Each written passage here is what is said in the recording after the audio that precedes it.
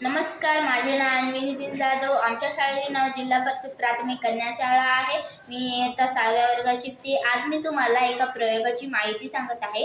त्या प्रयोगाचे नाव आहे विद्युत वाहक व विद्युत रोधक. हेच आहे ते प्रयोग. तुम्ही बघू शकता. हे बघा, हे एक दोरा असल्यामुळे याच्यात विद्युत प्रवाहित होत नाही, त्यामुळे याला विद्युत रोधक असे म्हणतात. जेव्हा मी हे बटन दाबते तेव्हा याच्यात विद्युत प्रवाहित होत नाही, त्यामुळे लाईट लागत नाही.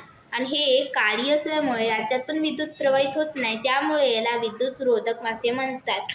व हे प्लास्टिक असल्यामुळे याच्यात पण विद्युत प्रवाहित होत नाही, त्यामुळे याला विद्युत रोधक असे म्हणतात. हे सर्व धातू असल्यामुळे याच्यात विद्युत प्रवाहित होते, त्यामुळे याला विद्युत वाहक असे म्हणतात.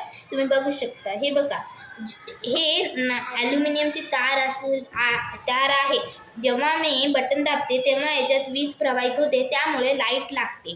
व हे एक नायट्रोची तार आहे. याच्यात पण वीज प्रवाहित होते. जेव्हा मी लाईट लावते तेव्हा याच्यात विद्युत प्रवाहित होते, हे तुम्ही बघू शकता. व हे कॉपरची तार असल्यामुळे याच्यात पण वीज प्रवाहित होते.